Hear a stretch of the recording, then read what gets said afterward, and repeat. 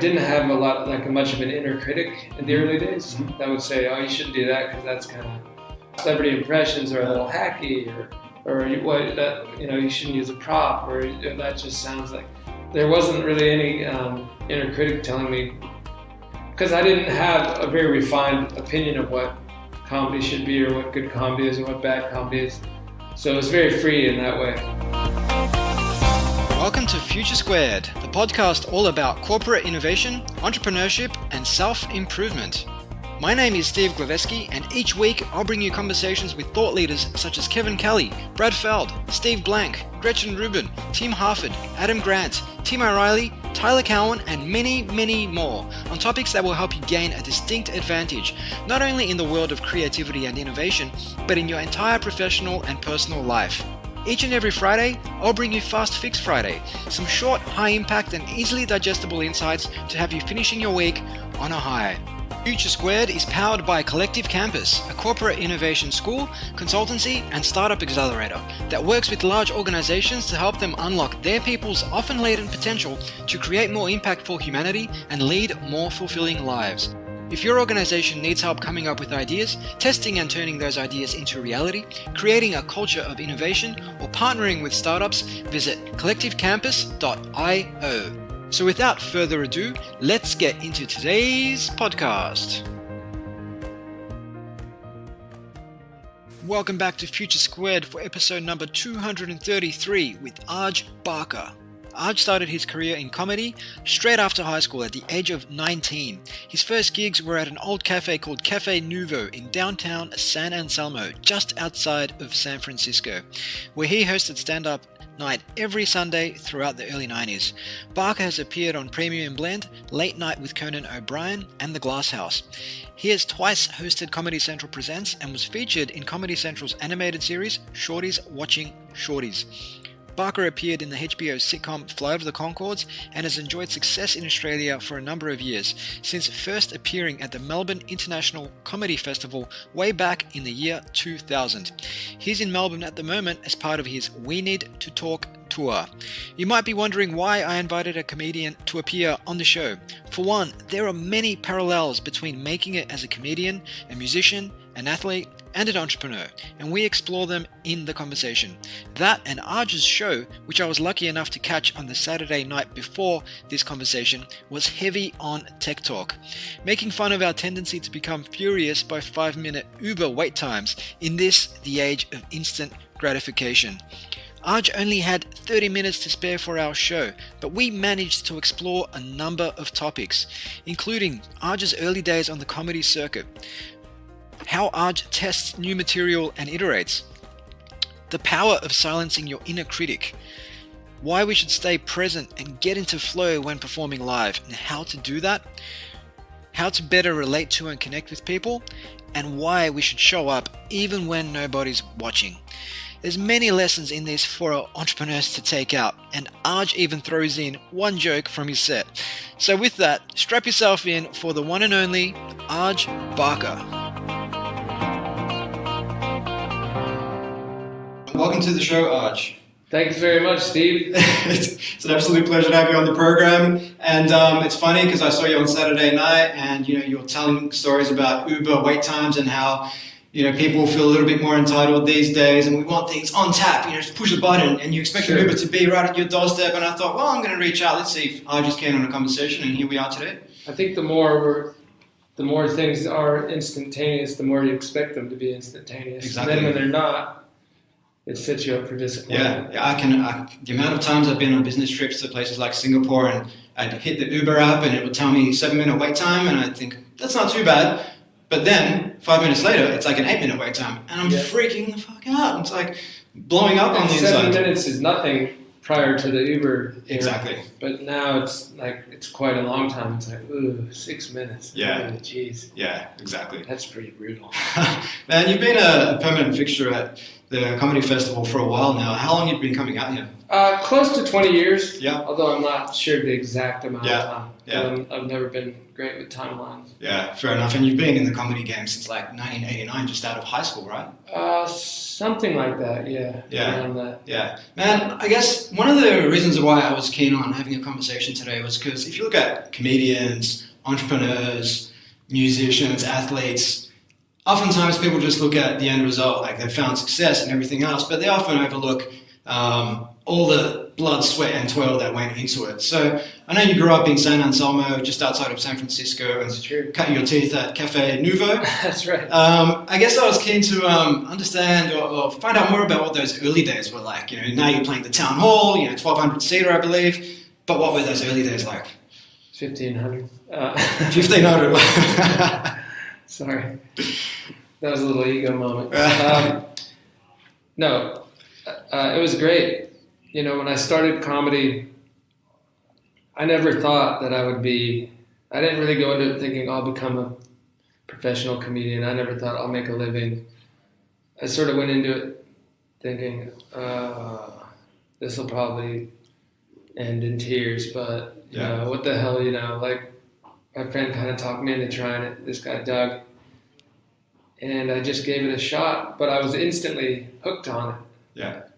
Because it was such a rush to be up there. What was it about being up there that gave you that rush? Just all that all the pressure. Everyone's looking at you and the pressure, and then getting them to laugh. Yeah. And probably satisfied some latent control issues or something. But for whatever reason, I just loved it from the first moment.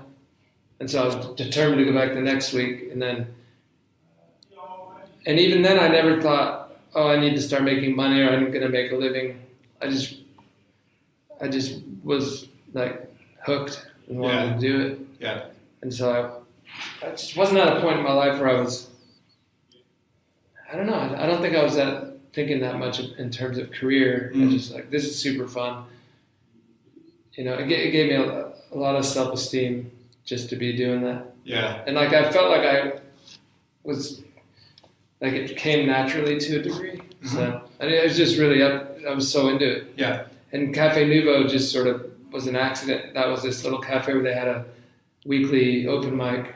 Yeah. So you may call that an amateur night, but in the States they called it an open mic, where theoretically anyone can sign up and do time. Sure. So I did that. I signed up and had a lot of fun. And at some point, the guy who was running it said, "Do you want to host one night?" And when I hosted it, loads of my friends came down, and I don't remember the exact details, but it quite quickly morphed into this thing where I would host every other Sunday, and that night would be packed. Really, it just had like a little following and stuff. I mean, it's not a big place, so we're not talking about 1,000 or 500 or 200. Yeah.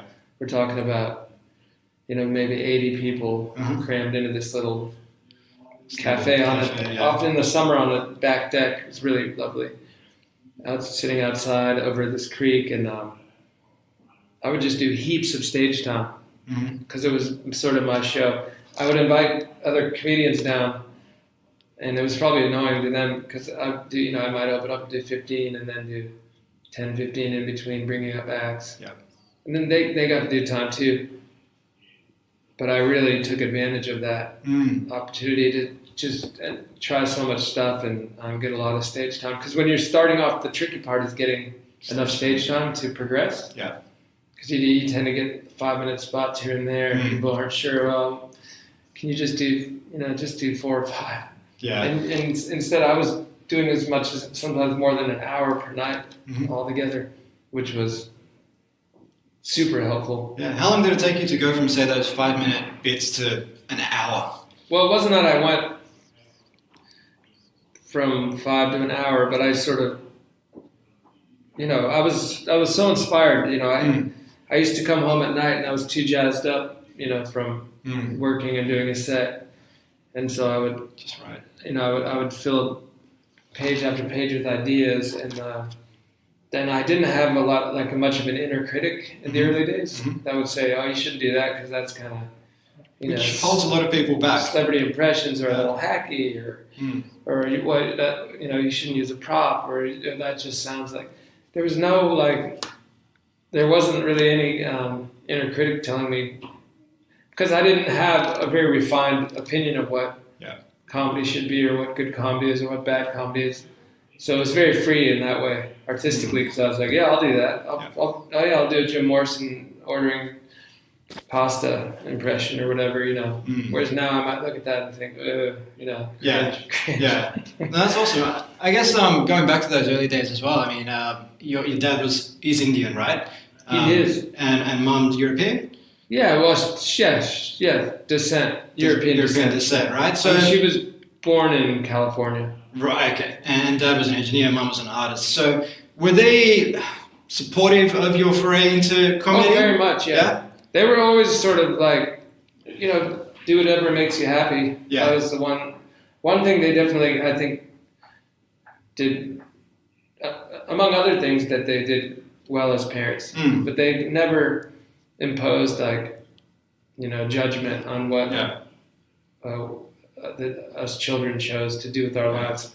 I have a sister, and they were always just supportive. And my dad would always say you should probably get a degree. He worked so hard and got a degree, and he just was out of concern more than it wasn't out of pride or shame that I was doing something artistic, but I think he just thought it was probably being realistic. You may not make a living and all that. But then more and more as I progressed, he hasn't brought that up in a while. Yeah, no, I'm sure he hasn't. And I guess, like you said, it's more so just giving you that sort of safety blanket to fall back on. Yeah, I think he just thought, you should probably, just being sensible, really. Yeah. But even then, they were never mad or angry, and there's some supportive. I lived, in the early years, I sometimes would live at home for a few months, and then I'd rent a room. I was living pretty low rent. Then I had a girlfriend and moved in with her, and I lived in the city, San Francisco, because I moved in from the burbs. And then I got to go work the clubs there. That's really where I was able to keep showing up until they finally booked me as an opener. So it's just, natural progression. But the one thing I was so into it. That thing, do what you love and the money will follow. Well, I didn't know that theory, or hadn't read that book, or I wasn't really aware that was a thing. But in a way, that's what happened to me. I just really loved it. Yeah.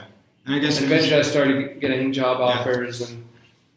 Yeah, and I guess because you loved it so much, that's why you were going home and scribbling notes and everything else around you. Because if you didn't really love it, then you wouldn't spend the time. Yeah, I wanted to conquer. I wanted to.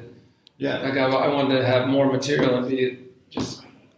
Couldn't get enough. Yeah, and you said something I think which was pretty important a few moments ago on silencing that inner critic. A lot of people don't even try it because they think they're not capable, or they start and they think, oh, no one's going to like this, whether they're writing. Well, it's funny.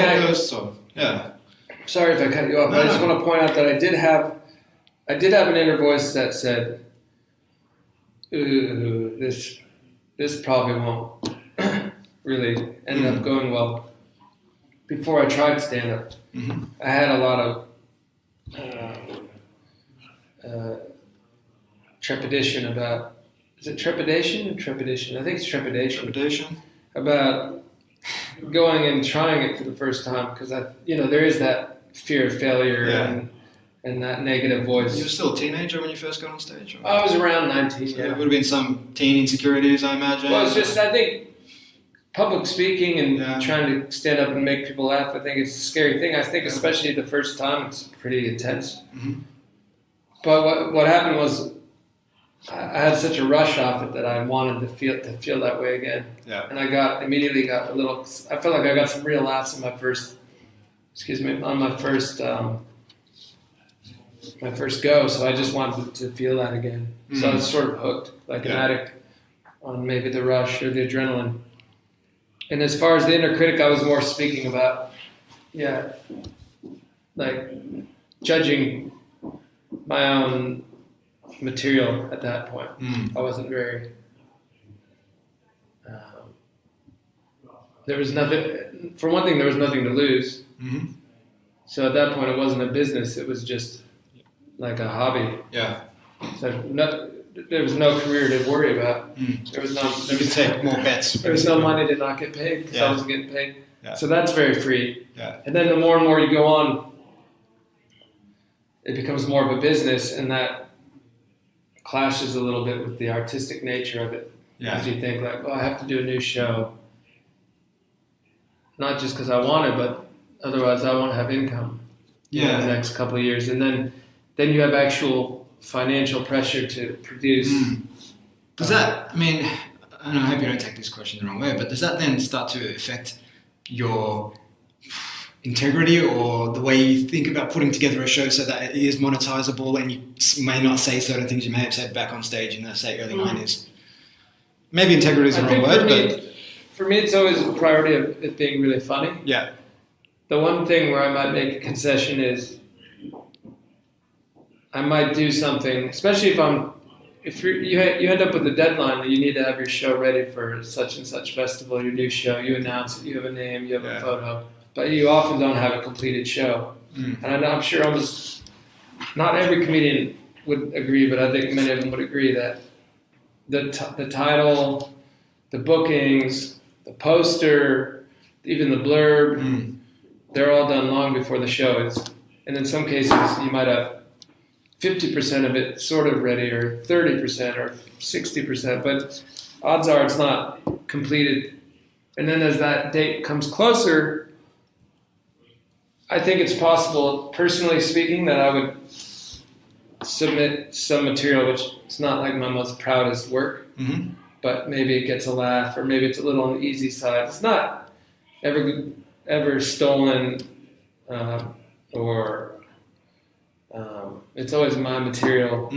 Or if my friends, my civilian friends, sometimes we come up with something together. Yeah. But and I guess when you say you put that material out there, there's times when I start my new show and I think, this part's not my favorite part, but but if it bugs me too much, it'll definitely get took out eventually and replaced. And I guess when it comes to putting stuff out there that you're not 100% confident about, do you put that out there on a large show, or do you startups do, they prototype, right? So do you prototype in small gigs, or? Well, I do what I call like a work in progress run. Usually I did a week at the Melbourne Fringe. I also did a week at the Perth Fringe under the title Keeper or Crapper, which is equivalent to work in progress. And then there's no pressure on me during that week. So I often, I road test the show a bunch and try to fix it, and I record it every night, and I tend to listen most days to the show during those runs. Once I get into the full run, once I'm up and going, I don't listen to the show as often because I didn't get in this to work too hard. Yeah, because you said something on Saturday night where you go home, you listen to the show every night. So people that turn up on, say, today is April the 10th, people that turn up on April the 20th will get the best show. Cause I do say the show. Well, the show does naturally improve over time because you fix little bits. Like tonight, I'm dropping this chunk that's been kind of bugging me, and I've been going over and anyway getting a little heat from the festival because they give you an hour time slot. And they're very strict, and there's all these people on the clock. It's more rigid than I prefer, but that's the way it is. So I've been ending up at an hour 5, hour to an hour 10. So I realized there's this one part that's been kind of shitting me anyway. Yeah. And I feel like it used to work better, and then not so much. And I might have changed it. And it's funny because it's like things do subtly change. Like almost like you're playing the operator game with yourself. Do you know that? Where you do the whisper and then it comes out different. If you do material each night, it does shift a little bit in timing and sometimes wording. Anyway, that's gone. Just going to chop it up. Is it difficult to maintain, say, that conviction when you're telling, say, arguably the same bit night after night after night? Because I know from my own experience running workshops and things like that with corporates and startups, after I've done the same sort of material 10, 15, 20 times, I find it hard to really connect with the audience as well. And maybe that's a skill you develop over time. So, I mean, how do you deal with that? That is an issue because I'll do a show like over 100 times, sometimes in a year or whatever. And the key that I found is that to try to stay in the moment with what I'm saying, and not, like, there's a difference between saying something you know because it's like muscle memory, you know how to say it, but your mind could be elsewhere. Like you're saying a sentence you know. Driving a car. And in order to actually be over it or bored, uninspired with what you're saying, that means you're not in the moment with what you're saying. Because if you're in the moment with what you're saying and you're picturing what you're talking about, there's no room for, you can only have one thought at a time, so there's no room for you to think, fuck, I can't believe I'm saying this shit again. If you're doing that, then your mind isn't on what you're doing. So it's really a matter of staying like in the moment. Staying like, present. I would hesitate to compare myself to an athlete, but but fuck it. I'm gonna just say it. If you're sitting there waiting to serve in tennis or something, and you think, oh man, I can't wait to go out to the bar, then you're not in the moment. Your chances of returning the serve are much less, I would imagine. But if you're right there and you're just like eye on the prize, and every ounce of your consciousness and your body is focused on returning that serve, then you're in the moment. You're not, and it's the same telling that joke that you've told a million times. You have to kind of feel it and just like be in it, and then you could tell it 1,000 times, and if you can maintain that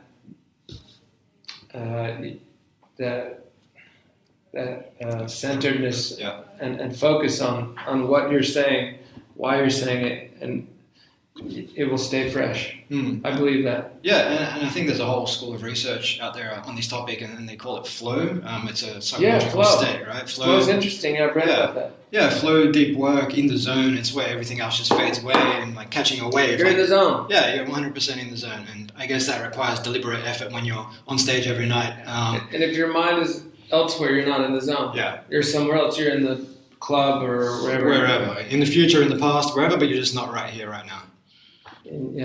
Somewhere. Yeah, you're anywhere but where you are. Yeah. So, awesome. But that's not an automatic thing. Obviously, it takes a little bit of effort. Yeah. And of course, it helps to have a great crowd that's supportive and really responding. But you feed off that energy of the crowd. I've seen rock bands like walk off stage because the crowd just wasn't giving them that energy. No one was moshing, no one was getting into it, and they like just throw the mic down and bail. It can. Yeah, sometimes it's frustrating, to be honest. Yeah. But, again, that helps. Even in those moments, it's maybe more important than ever that you have to, like, really come from a place of passion and what you're saying, really be in what you're saying. Yeah. And then that will hopefully help draw them in. Yeah. But if they're already not that into it, and then you're not that into it, what's that going to achieve? No one's there. Yeah. Everyone's somewhere else. It's the big ball of negativity. But the audiences have flow too, I believe, where they're just like, wow, it's just everything's going, that they've stopped thinking about their day, their phone, whatever, and they're just with you. Yeah. And then you really it's a dialogue, that's the thing I look at stand-up. Yeah. It's not a guy telling jokes. I mean, it is, but it's also, it's the dialogue between you and the audience, even though they're not really saying anything. Yeah. And if one person's not involved in the dialogue, it's going to be very difficult. Yeah.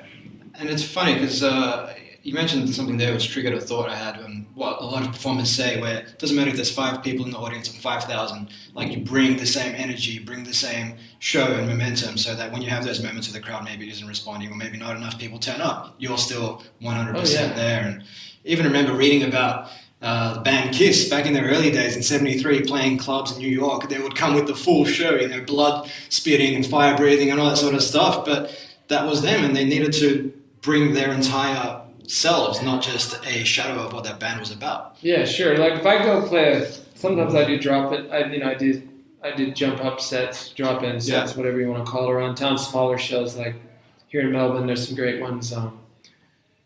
Spleen on Monday. And, one of my favorites is the Crab Lab on Wednesday, and that's always a good place to hop up and do like 10 minutes and try some new jokes, especially leading up to the festival. I'm trying to break in some new material. Yeah. I give every bit as much, energy, and just because they're small, maybe it's 150 or 50 people, 100 people. I'm getting paid, maybe enough to cover the Uber and a beer, but it doesn't matter. It's still that it's a performance. Yeah. It matters just as much in some ways as if I'm playing the town hall on a Saturday night, 1,200 people, or whatever. It's more intimate in some ways as well. Oh yeah, it can be wonderful. It doesn't also, again, that's true. It doesn't necessarily equate to like, it's always, I wouldn't say it's true to say it's always more rewarding or more exciting to play a larger audience. It can be great, but I played, the biggest audience I played when I supported Flood at the Conchords here and there around in Australia and New Zealand. They're quite big audiences there, as you can imagine. I think it was around 16,000 at Vector Arena, Wembley Arena, 12,000. That's incredible, but those don't stand out as being exponentially more exciting than fun gigs I've had elsewhere. Yeah. A great intimate room, 100 people, where it's just popping off. The energy is just. So yeah, it's funny. The size of the audience isn't the most important factor. Yeah, and those were great, by the way. But I'm just saying bigger isn't always. They're not head and shoulders above as much fun as I've had at other gigs as well. Yeah. And some of my favorite gigs in my whole life are the ones you brought up, Caffe Nuvo, in the early days. There was a real magical era. And sometimes I tell comedians, I don't want to be like, Mr. wizened old comedian or anything. But I'll meet a young comedian or something, and I can see that they're, really talented, and, in all likelihood, they're going to have a great career. But I tell them, don't think that, the only point is to get there, because these first years are. I just would say from my experience. Let me back up a little bit. Sometimes people ask me, I get emails, because there's social media, people can reach out.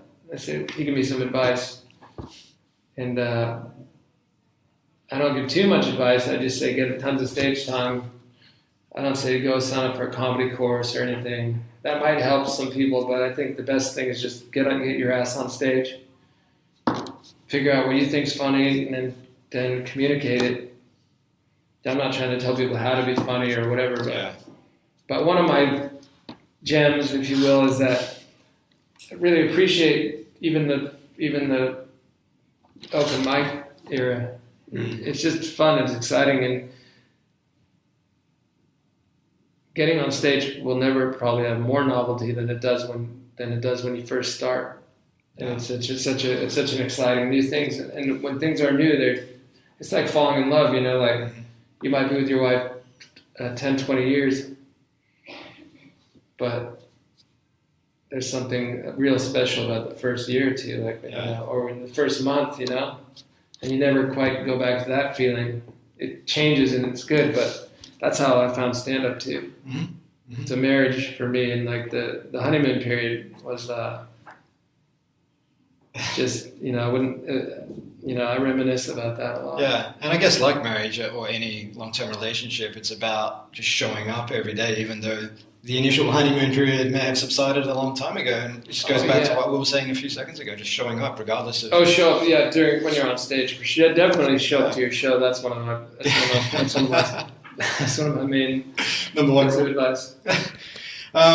So I guess, you've come to understand Australians perhaps better than we understand ourselves. You've got this ability to empathise and connect with people. Where does that come from? I haven't really claimed that I've had any sort of special powers of understanding or empathy or anything.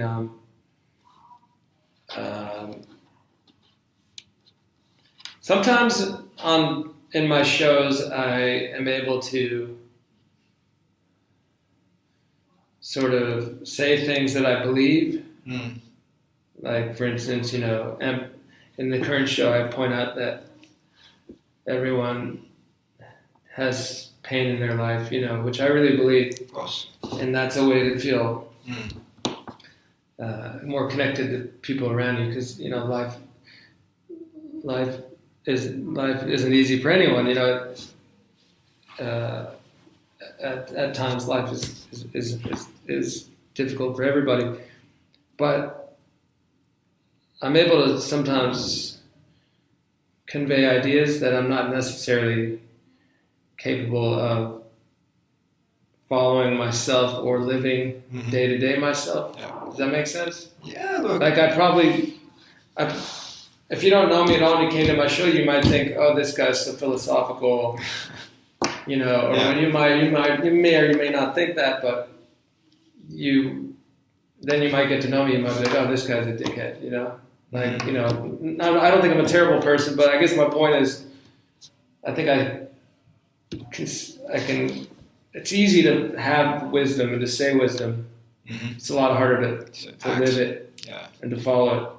And so I think that's my point, is I don't think I have any special understanding of humans or the key to happiness or anything, but I do read, I've been interested in reading about various sort of, I don't know if you call it, it's not all self-help, but somewhat. The first book that really got me interested was The Power of Now. Yeah. Someone gave that to me after a show and said, oh, you might like this. And so I read it, and I did. I loved it. And then I read various books, and I'm not, I guess you could say I'm kind of a little bit of I'm agnostic about as far as spirituality and that, but I am sort of, curious about why things are the way they are. So. Yeah. But I don't have the answers. But I will sometimes pretend to have the answers on stage, especially if I can get to a joke, Yeah. Like the newest joke of my show right now is one where I say, I'm going to give you one joke on the podcast. But I really like the joke because it's really true about it. I get to be really honest in the joke, and I say, everyone has pain. It's that thing I was just talking about. Everyone has pain in their life, and it can help you feel connected, even to people you don't like. And I am, in all honesty, I'm on my best behavior on stage, and if you meet me after the show, I'm on my best behavior. But the truth is, I can be very vindictive, and I also often have resentment in my heart, envy, resentment. Sometimes I'll think, fuck that guy, he's such a fucking dick. Like, who the fuck does that guy think he is? And then I remember that as sure as he is a human, he also suffers. Cheers me right up. So that joke says it all, really, because I understand these concepts could be a stepping stone to probably a better sort of life, a higher consciousness, but I do get caught up in that petty bullshit just like anyone else, and that's, I think, where some good comedy can come from. Yeah, and I like what you've done there. You've taken Eckhart Tolle's teachings and kind of flipped them on their head. And Well, I still look at it through the filter of kind of a dumb, petty guy. That's cool. Which, I don't know. Anyway, that's one of the newer... That joke, I sort of riffed a version of it one night, and then decided to kind of hone in on it and fix the wording, make a nice, concise punchline and stuff. That's how I sometimes write jokes. Just playing around on stage. Yeah. Not always, but anyway. Well, that's one joke. So if people want to get a few more jokes, they can make their way out to the Melbourne Comedy Festival and catch you live. You're playing right through to April the 22nd over at the Town Hall, 1,500 seat arena, as you kindly reminded us earlier. Now I need all the audience I can get in there too. It's no one can say I'm not optimistic playing that son of a bitch for a month. It is optimistic, but if anybody can do it at the Melbourne Comedy Festival, it's you. So people can pick up tickets at comedyfestival.com.au, and they can also find out more about your tour dates across Western Australia, New Zealand, and the rest of Australia across 2018 over at arjbarker.com. Anywhere else they should be heading to find out a little bit more? Or Well, I have just started a YouTube channel that's a very fledgling project with Stephen Gates from Tripod, who's the co-creator. He also directs and edits, and I do some editing, but he's really talented editor, really funny guy. People know Tripod. Some of your listeners, they've been around for a while. Great Australian comedy trio, mostly musical, but they're comedians. And anyway, it's called Do It Myself TV. It's on YouTube. We really don't have many subscribers. We're not trying to make any money, but it's a pretty fun thing. And I teach people how to build stuff. What kind of stuff? Like dog stairs. There's an ultra shelf. I call it ultra shelf because it's the biggest shelf I've ever seen. That's a 3-parter. But it's weird. Sort of, it's a hybrid of like actual informative and comedy. And I think the comedy comes in where I don't really know what I'm doing, so I'm sort of learning while I'm teaching. Yeah. And we go for comedic. We go for the laugh sometimes, but you also will actually learn one way to make dog stairs, and they're beautiful. They turned out really well. Yeah. But there's like a great gag at the end of the dog stairs episode. It's called Insane Dog Stairs, and we're putting out new episodes frequently, and we would like to have a few more subscribers. So we'll try and send some more your way. And if anybody out there wants to learn how to make dog stairs, Do It Myself TV is the place to be. Yeah, there's a shelf. There's a gate episode coming out, middle of a garden gate. Basically, I just build shit and then teach you how to build it yourself. Fantastic. Well, love it. I'll include that in the show notes for our listeners. Thank you so much, Arj, for giving up some time to join us, and all the best with the rest of the tour. Thank you.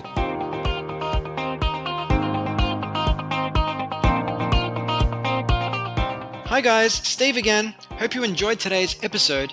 If you'd like to discuss episodes like this one, request guests for new episodes, propose questions, and access exclusive podcast-related content, join the brand new Future Squared Facebook group.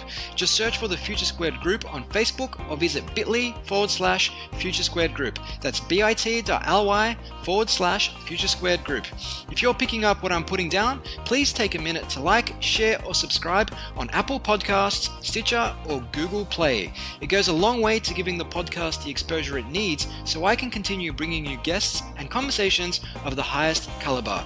This episode was powered by Collective Campus. Until next time, Future Squared is out.